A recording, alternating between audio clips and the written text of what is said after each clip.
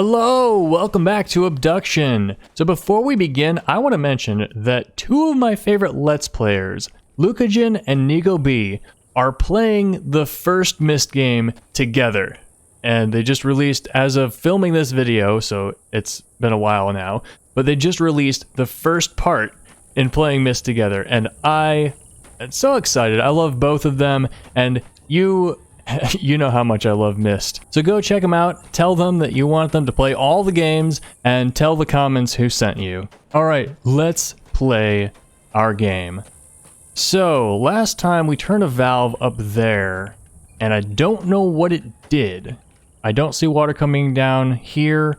I don't really know what else to do, so I'm going to walk around until I figure it out. Oh, that's right. There was a note somewhere that said something about a combination being the opposite of Farley's house. So this says 1436. So the combination is 6341. Let's go back to the place around the other side of this hill where we can put in combinations. Okay, here we are. I'm going to use the mouse because this is precise. Ouch. I'm going to unclick that. 6, 3, 4, 1. Yeah! We can get in now, I think. Open. It's a little bit weird when it's unlocked. So I guess I can still... Okay, so when it's unlocked, I can look around, but I can't see where the cursor is.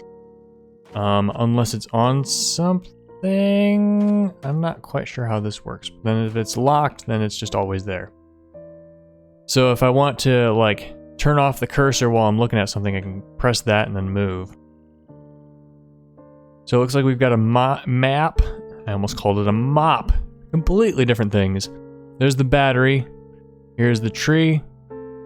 The battery is the big thing in town. Okay, I see where this is. So the starting point is right here. It's this dotted line. We came out through here, Farley's house, town, across the river. We are back here somewhere. Maybe under the tower. Alright, cool. And then this is the map of the cell. Of course, it's circular because it is a circular cell. Oh yeah, next time we go to one of the boundaries, I wanna talk about something. And look at something. What is this? Can I look into it? Looks like some kind of scope. It's a scoposcope. Can't look into it. Is it a projector? Press. Press. Oh, fine, I'll use the mouse. It is a projector. Ooh, ooh, ooh, ooh. These. I wonder if these are spheres. That wouldn't make sense. They're all the same size. The spheres are all different sizes. So we've got... Where are we? I can't see any of the... Oh, I don't block it. Nice. Okay. There's a tree. We're here. Is this on the map, or is it something that the projector is putting there? And this. And this. And this. Must be what the projector is doing. Okay. This is going to mean something to us sometime. It's a regular pattern. I do not know what it means now. What is this? 15. Oh. It's a pattern you can draw on here. It's like... Zoop? Is it all the way? No.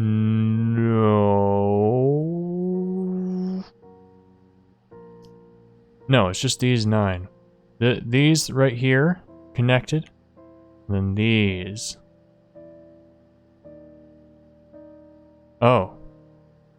But these no! Oh no! Oh no! Is this what I think it is? Is this what I think it is? Do we have to divide this in quarters and like splice them onto each other? With some weird like boundary geometry? Oh no! Does that mean that it is... Okay, let's see. Can I do this? Okay, so these 3 are opposite to these 3. And these 3 are opposite to these 3. So if we imagine them all right here, it's 3 here, then 3 more, then 3 more, and then 3 more. So it would be like 1 and then 5. I hope you can follow along with what I'm doing.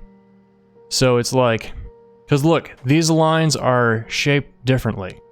So these lines are like the outside of a shape that goes around them. These lines are pointed inward.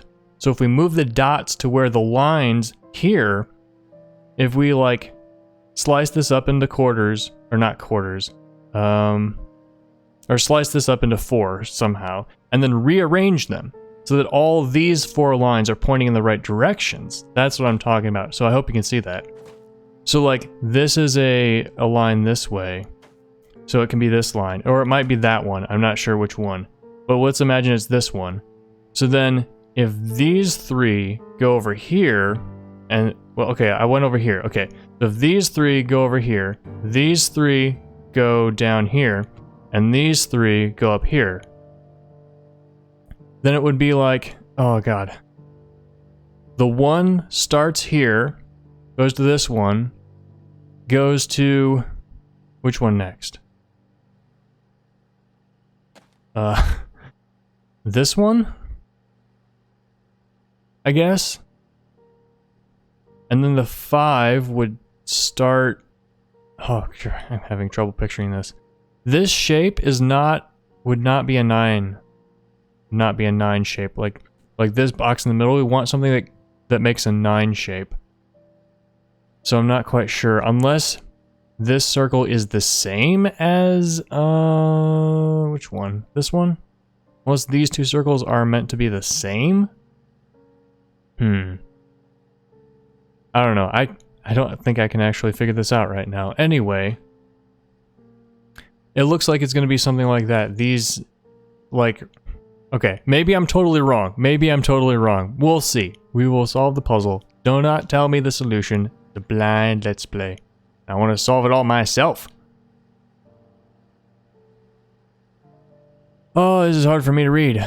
I shall document the curious events that have transpired with myself, my family, friends, and co-workers. Hartnell was a peaceful mining town founded by my grandfather and nestled within the red rock of the desert on the asparagus, I can't read that, territory. Its 163 inhabitants heard a mighty explosion on the night of June 27th, 1903. I sent several workers through the town to verify that the explosion had not caused any amount of damage to mining equipment. They returned... Dang it, wrong stick. There we go.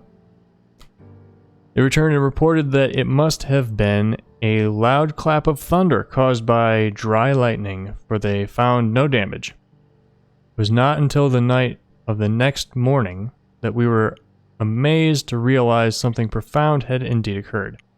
At some point during that night, our entire mining facility and a large circle of the land around it seemed to have been scooped up and carried off to a completely different place, all without anyone knowing about it. Next one.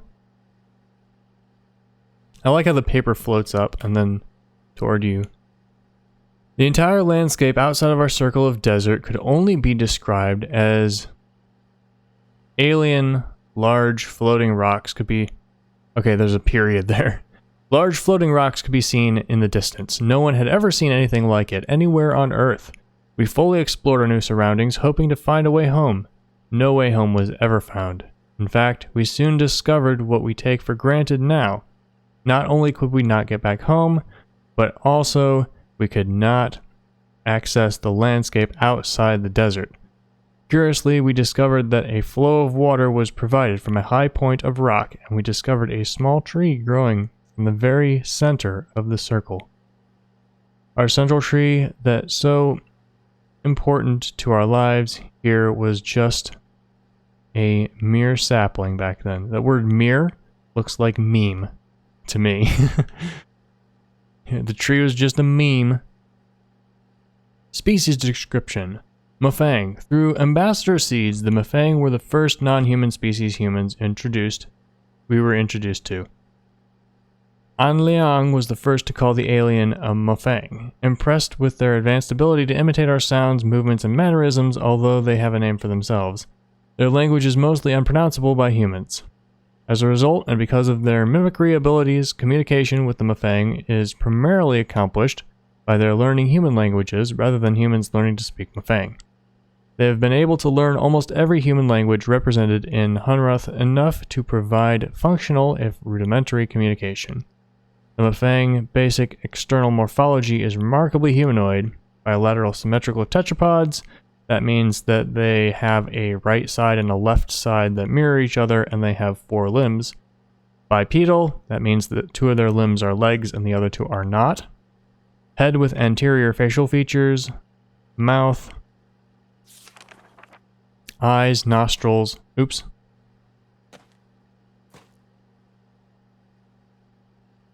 Other external features include minimal body hair and raised dorsal protrusions.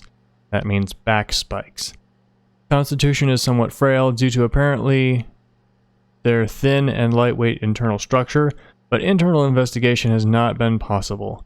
They have ample cranial space to account for a substantial brain, and their intelligence is impressive as evidenced by their advanced technology. And that's what they look like. They look like Roswell aliens.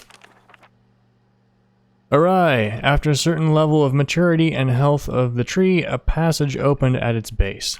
The passage allowed contact with 2 additional species. The first contact... I'm actually reading this because I wasn't paying attention as I was speaking it. Okay, it just says there's a passage opened at the tree.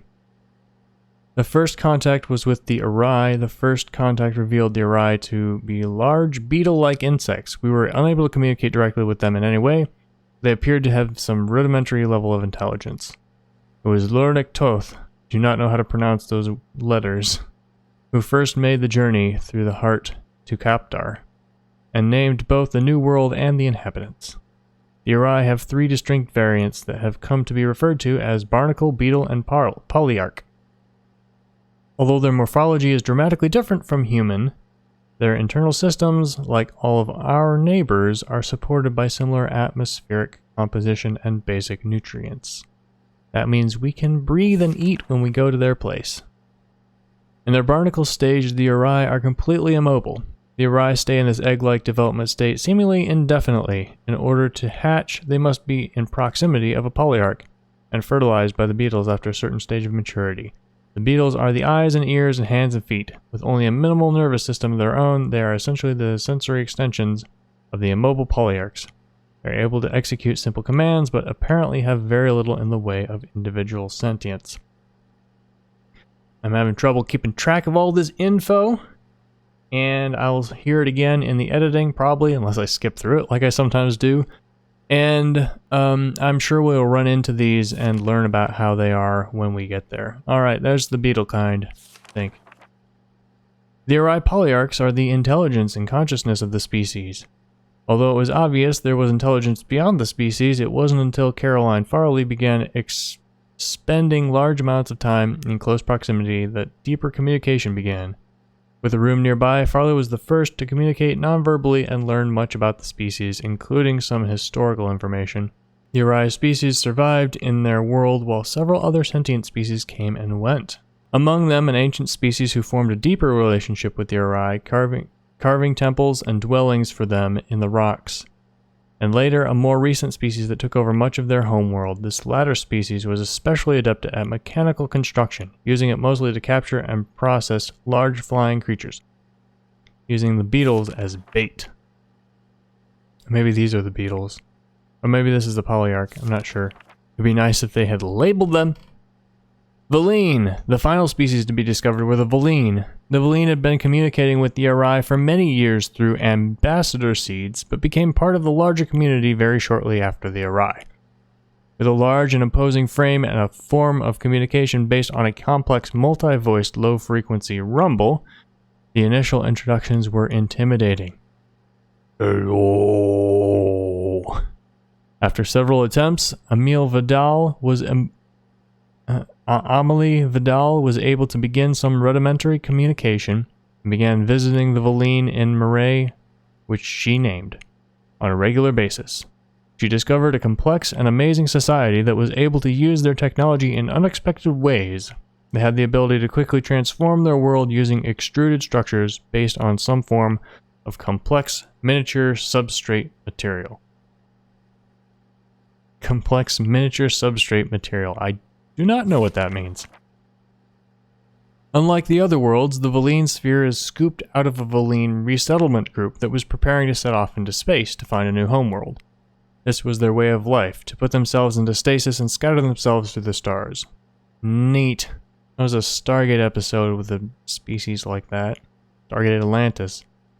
As mentioned previously, their appearance is imposing, standing about 9 feet tall with a distinct reptilian resemblance. They have 6 limbs, 2 muscular legs and arms, and a smaller set of arms. They control every aspect of their technology with their vocalizations, but over the years they have created control panels based on their number system that allow other species to easier access elements of their technology. Might have to learn their number system. Look at that! Look at those tiny arms in the middle. And that's the last page. What have we got? Another notebook? Whew, this is going to be an episode of reading. Communication, talking with our neighbors. We take communication for granted, even with the varied languages we find here in Hunrath. But when we suddenly find ourselves among other intelligent species who don't share our culture, history, DNA, or vocal cords, it requires a huge amount of effort for the beginning of rudimentary chatting. This quick overview will set the stage for what to expect when communicating with our neighbors. It's probably going to be important. Mfang. The Mfang were the first non-humans we met. With at least some level of similar physical vocal generating abilities, they picked up human words quickly. This early mimicry resulted in what species became to be called. Even though they were able to mimic single words and simple phrases, it became evident over the years that huge grammatical differences were not easily overcome. Some proposed that the difficulty may have arisen because the Mfang insisted on attempting to learn every human language, and as a result, were never able to lock on to any consistent grammatical structure. Nevertheless, in spite of the rudimentary sentence construction, it has been very easy to communicate, and has been unnecessary for us to learn their language beyond a few simple phrases and proper names. If you'd like to learn more about the communication with Mfang, please contact Tam. Alright. I don't want to read an entire textbook on that. This is me talking at normal speed, by the way. Valine. The Valine have presented a particular communication challenge. For what we can gather, they produce sounds using 2 large reed-like structures inside opposite sides of their heads. The vibrations generated are channeled through resonance chambers in their skulls, where they're combined into a complex low-frequency dual tone. The low-frequency bitonal sounds are not only hard for humans to hear and resolve, but impossible for us to mimic. And the Valine's hearing is also oriented toward low frequency, so they're unable to hear most of the sounds associated with human speech. Therefore, communication with the Valine has relied on technology.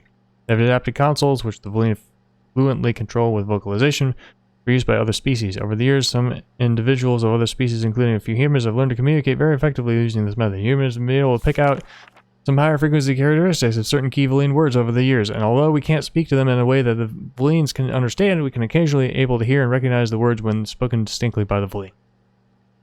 I'd like to learn more about blah blah blah. Arai. None of the stages of the Arai morphology have any vocalization apparatus. They cannot speak. Because of the obvious synchronization of their barnacle flash and the ability of the pawns to provide and address the needs of the Polyarcs, it was assumed that the species could communicate effectively.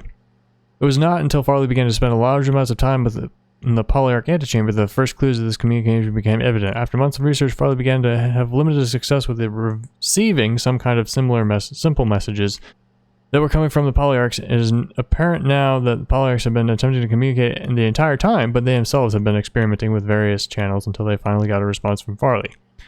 Nice. After this breakthrough, others were able to tune in to the Polyarcs and learn to listen. But the Polyarcs and the prawns have a simple organ that can sense human vocal frequency and enabling them to sense simple responses from humans. But over the years, Farley was able to learn to speak the Polyarcs via a related form of extrasensory transmission. Alright. That sounds difficult, and it's probably going to be puzzles that involve us doing it. A whole entire book! Seed information. Hey! We've seen this. It's what transported us here. Ambassador seeds. Ambassador seeds were first documented about 150 Earth years ago. They occurred once every 400 days. If the trees remain healthy, natural seed swaps occur between pairs of seeds we now know applied simultaneously from healthy trees and paired sphere. When each seed was touched by a species in a sphere, the swap occurred, sending an ambassador from each sphere to the paired sphere.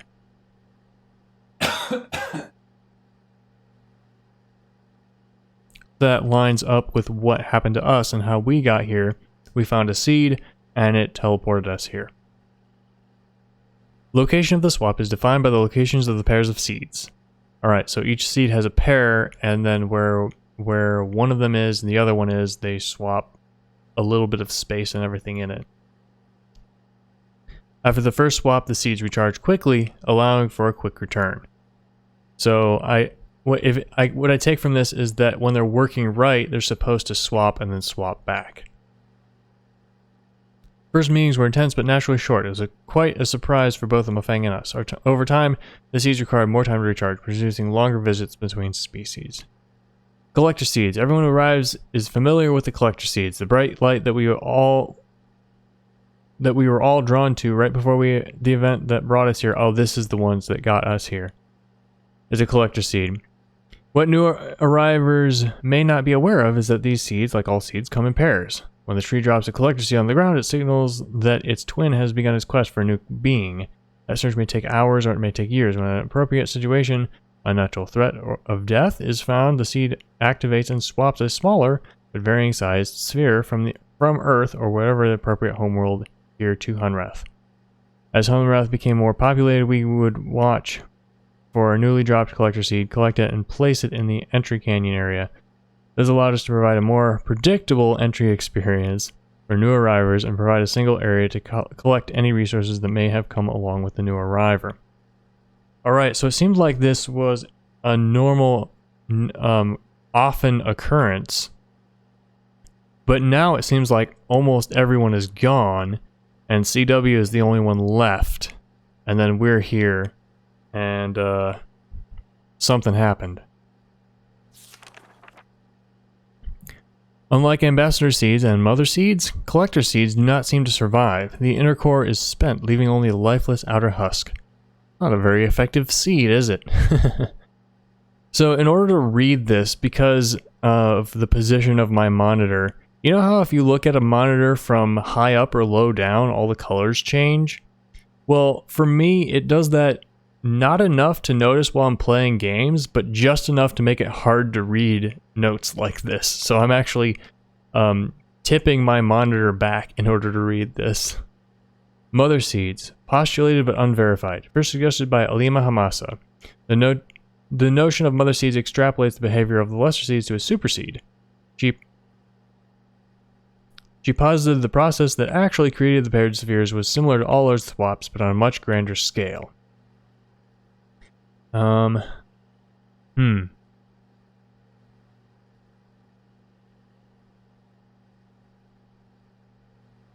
sure I'm getting this yet. Let's continue reading. The idea that two seeds from a mother tree were scattered in the galactic winds to find appropriately similar environments. When matched were found, some process was triggered that swapped large portions of the landscape between vastly different worlds. Alima further noted that the trees' locations in the center of the spheres suggested that the trees grew from these mother seeds. Alright, so we've got a seed here, and then presumably there was a seed somewhere else? Or on the alien planet that we see outside the cell, if indeed that planet does exist. And then this part was swapped in there. Alima further noted that the trees' locations at the center of the sphere suggested that the trees allow... I already read that. Because of the similarities, it has been conjectured that reswapping the entire environmental spheres might be possible with a large-scale version of the ambassador seed machine. Cool. Which is probably what we're going to have to do. Alright, that's the end. Was that all that was in here? Surely not. Oh, we can unlock it from here now. Awesome. Come on, hit the lock. Okay. Yay, a shortcut. I don't have to walk all the way around anymore. Welcome. Nice. So it's just on and off. What if I move it? What does it say now? Just a circle. You are here. And you are here on the outside. You can turn it. Ooh. Wait, what just happened? Oh, I can turn it small amounts. Alright. There we go. So then I can switch this again. Yeah, okay. Okay, oh, I see. These lines are here. I was totally wrong before. These lines are here to help us line it up, aren't they? So we can grab it and then... Not that way. Ah! I should use the mouse. I'm using the stick. There we go. That's matched up. Ooh! Ooh, neat. Okay. So, there's a 15 that goes here and around there. And perhaps that'll project onto here too. So then it goes like through here and then around here. It's going around the loops. I didn't realize that. How far can we turn this? Okay, it goes a lot slower with the mouse. Dang it. This is so fast with the controller, way slower with the mouse. I'm surprised. Okay, so now we know what the pattern is. What if we... Ah, come on, mouse, you're so slow. We line this up here again. And that's not quite right, I think. It is... Actually, I don't remember quite how it was. There? That makes sense. The mother tree is in the middle. So it was like here and around here, right? This one lined up here. Oh, here. I forgot.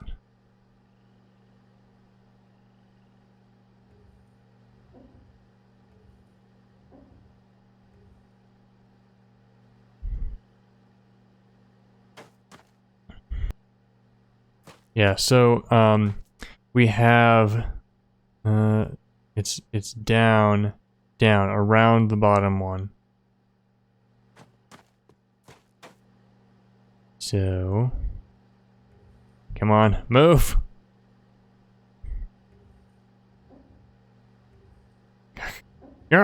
Stupid thing. I don't understand what it's doing. Don't understand why it's so hard to move.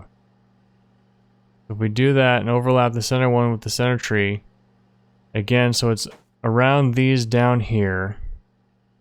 It's right through here, and it's around here. I have no idea what that means. Maybe it's a solution to a puzzle somewhere that we haven't found. Another book! Yay, it's a day of reading. Welcome to Hunrath. Please give us a bit of information about you so we can get to know you a little better. Name, date you came from, so people are transported from time to 4-digit year. Okay, that would be 2022. Where you came from, country and city. Circumstances in which you were taken. Please note any dangers you noticed. Emptied and filled. Samuel Karen. Family, January 2017. It's after this game came out, I believe. I just arrived and was observing my supply truck along the coast south of Macao, from where I shall be washed away, and the seat appeared. Uziel? Uziel? Is that a real name? I can't read that. Germany.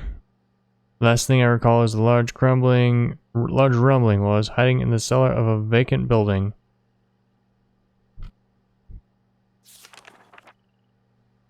Alright, Maria, Mexico.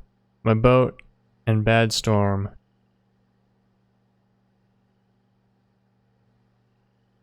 Bang? Queen, Portland, United States of America. Skiing, Mount Hood. Oh. Alright, stop it. Alright, no more pages. Okay, so people at a sign-in sheet. I apparently am unable to sign. I am unable to write or pick up a pen or anything like that. So now let's go in here and see what we have. If there's anything to find. Ooh, hey. Earth. Soria. 4. Tree from seed. Swamp. Pear seed. Find planets with similar atmospheres.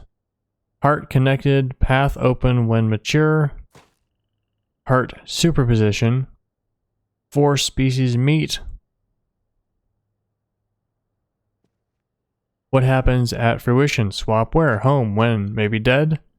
More seed pairs scattered throughout the universe? Why scattering? It's a very good question.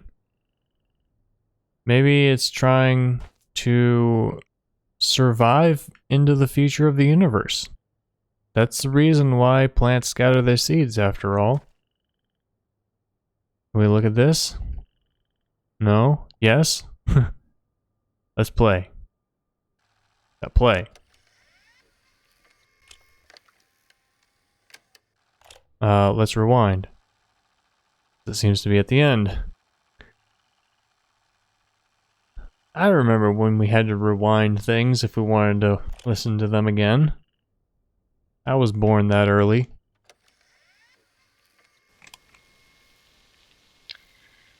Well, I feel like I should say something. We haven't heard from Shavar. So It stops if I do that. I was trying to get the subtitles to be easier to read.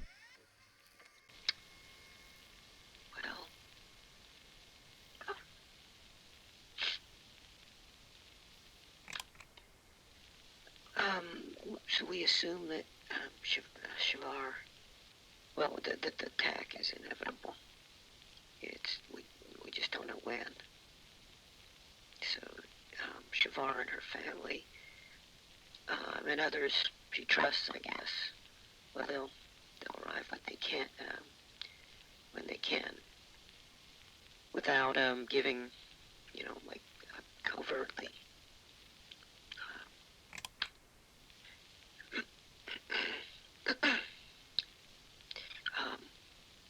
So the plan will happen, in spite of our,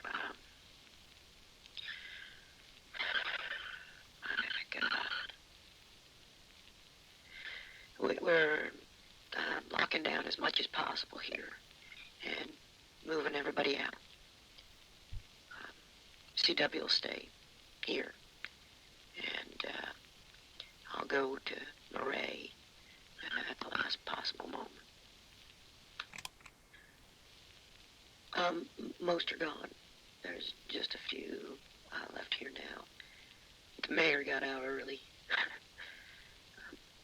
I don't even know why I'm recording this. It's like somehow we'll live on or something. I guess this has meaning if someone listens, but who? A new one? A new arriver. Oh, God, the kiosk out front. I need to update that message.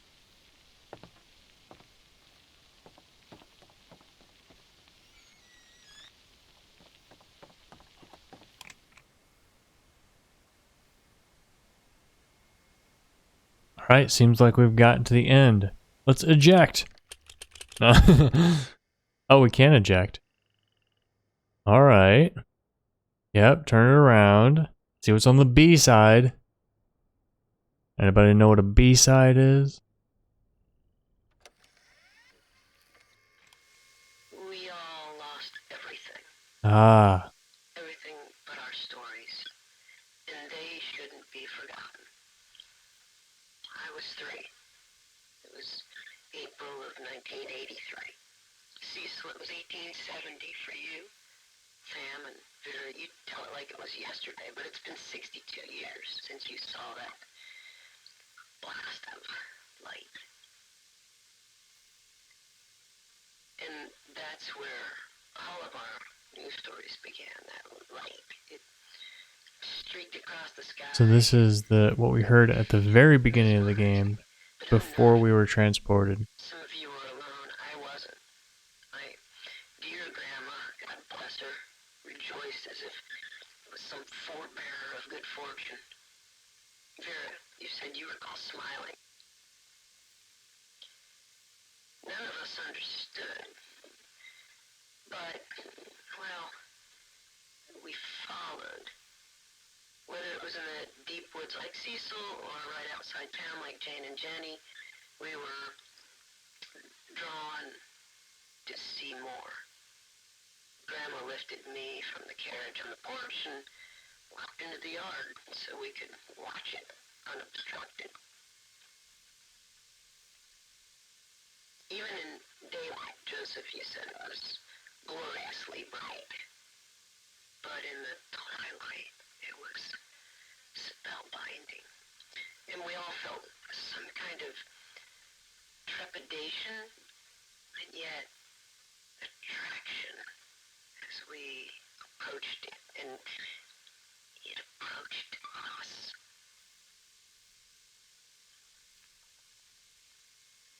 So close, so radiant, and that sound, deep and vibrant, organic. You all remember, there was no turning away. It advanced, almost like purposefully, spinning slowly until, well, it found us, each of us. We should tell these stories because it saved us, and there must be more. It was in the middle of the afternoon. I was watching the sunrise. It was about 2:30 in the morning. December 26, 1948. May 7th, 2009. September 3rd, 1995. I was down by the river. I was hiking in the desert, in the park with my grandson. I looked up and saw a Brilliant flash of light that Exploded in the sky. the light it flew into the clouds and behind some trees and it disappeared. I looked around and, to see. see if there was anyone around. See if anyone else had seen what I had seen. There was no one around. They all saw it too. Bob definitely saw it. Well, it was just beautiful. There was something calming about it. Yeah, I don't mind telling you, I was kind of freaking out. I tried to follow it, tried to get a better look at it. Wanted to see it again. I came to a place where it had disappeared. I looked, but I found nothing. And it streaked through the sky again. It seemed like it was looking for something. Or looking for someone. And then it found me. And it found me. Found me. Found me. Found me. Found me. Found me. And it found me. So it sounds like they're all saying the same story. Or maybe that's just the writers doing artistic stuff. I noticed that the record button is broken. That's a neat touch. It's like not only is it a video game prop, but there's a reason why you can't break it. So that was neat. That was I don't really have that much more to say about that, but I guess I do. That was artistic. That was really cool. I've heard a lot of that before, partially from the opening sequence, of course, but I think also from the trailer, maybe? What is this? It's a bear. Whoa, what is that? I'm just holding the stick down and to the left and it's doing this. Is there anything to find in it? Like, what if I click on the eye? Doesn't seem anything to be found.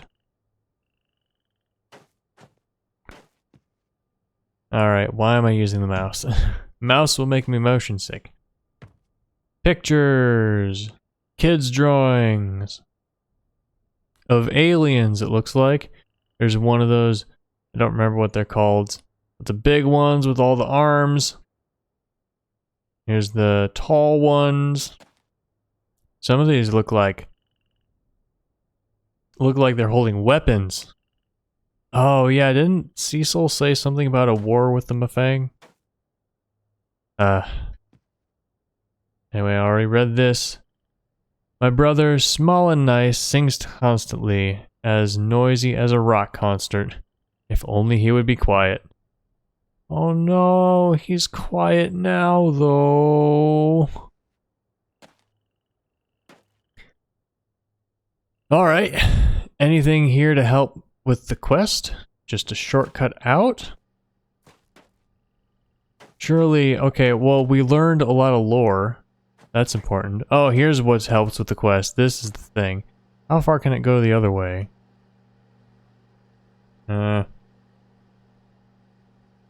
Just over there. Doesn't seem to be anything to project onto over there. Where is this? What's this other one? We didn't find any purpose for this other one, did we? Got a circle with a dot. The U are here. Kind of hard to turn this and look at the same time.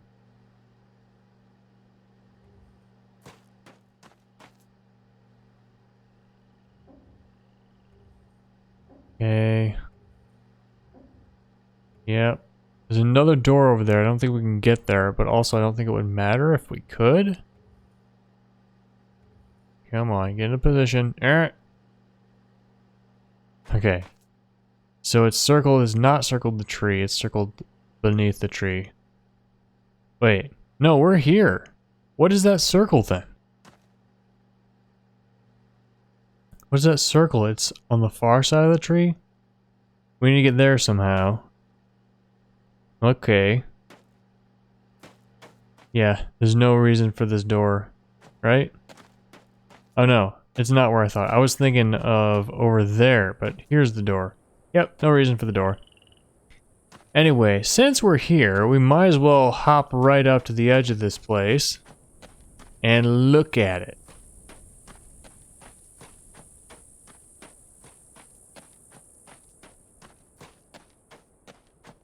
And see, yeah, if we move left, then the image on the other side moves right.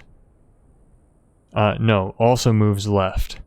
So it's the opposite. So we are going to the opposite side of the bubble. See, if we step to the right, we're stepping to the left relative to the opposite side. And that's because this is curved in a circle. So, let's go back inside. So here, you see this circle, and I'm gonna use graphics. So let's hope that what I say makes sense. So if we're standing on the edge of the circle here, we see its opposite side here. And if we move left, we see here, which is here. So we're actually seeing a mirrored version of the other side.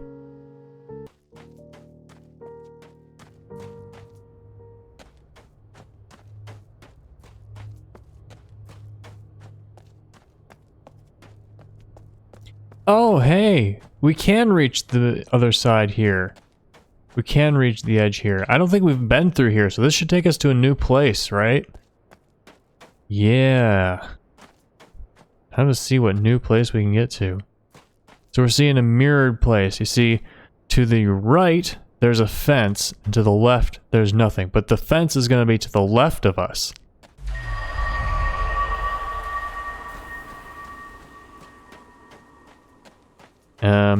Maybe it didn't put us in exactly the same place. No, the fence is to the right. Huh. So I'm gonna just walk right along this cliff. And I'm at the edge of a cliff. Ooh. I see something here. Yeah, we're way on the left side. We go over here. Yeah, now we're on the right side. So I guess we can see the actual site, which I don't know why we see it that way. Whatever. Maybe the image itself is mirrored too, so we see it normally. Alright, but now we are up on top of the cliff. Yeah! Oh yeah. Actually, should I just go here or should I explore the other side too? We're gonna have to explore the other side to get back, so let's go over here. And make a mental note that we haven't explored the other side. That doesn't look safe. Run under it quickly. Oh, I love this. I love walking along this area. That feels so Riven.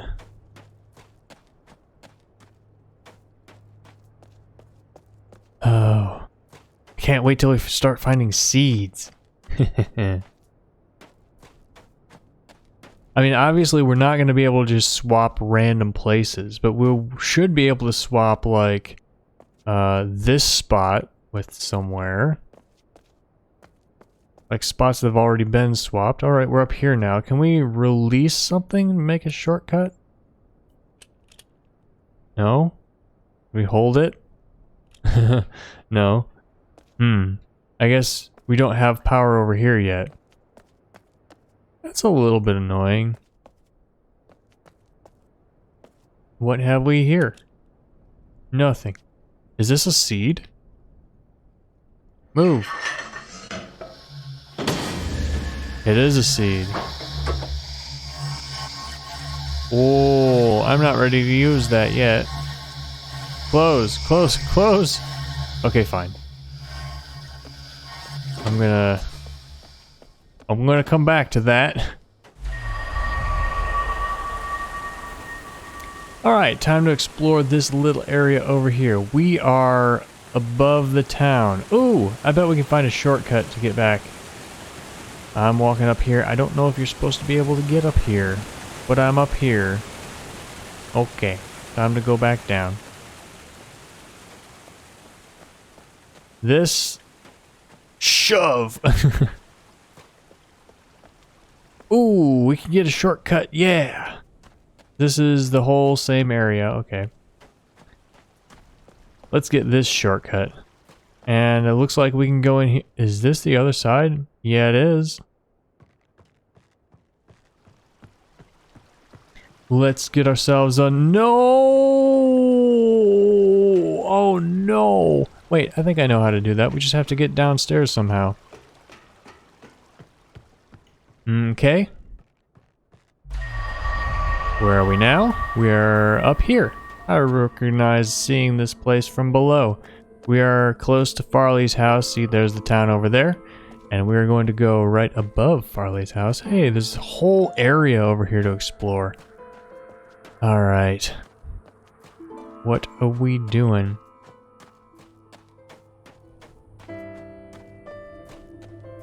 Hey, there's music.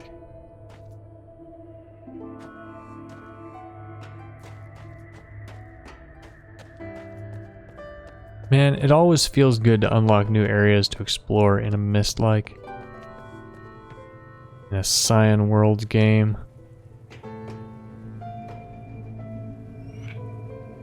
Another one. Can't even try to click on the door. What was it? 6341? Oh, there's only 3. What about this button? What about this button? This button. Alright, 3 is enough that it would only take, like, 40 minutes to brute force through all those, but I'm not gonna do that. I want to solve this the way it's meant to be solved.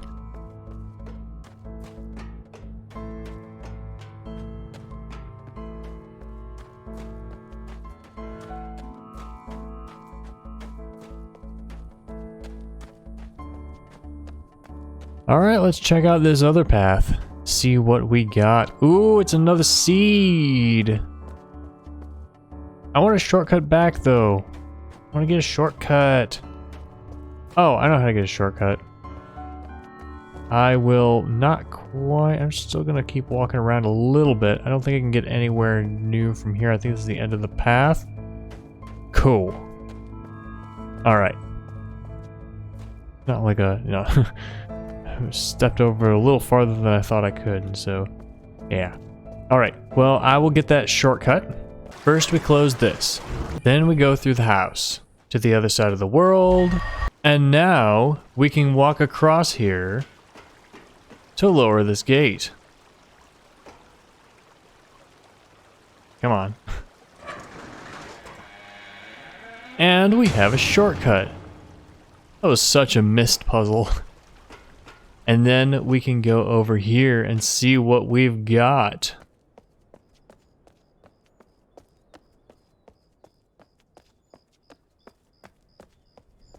What have we? This looks safe. Totally safe. And we can get to the tower. But if I have my guess, we cannot get inside yet.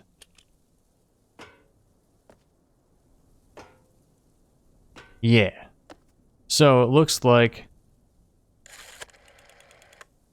Ah! It's a phone that we can use to get in. So the other phone was probably just there to tell us what the numbers were. And so now we need to use them to get in.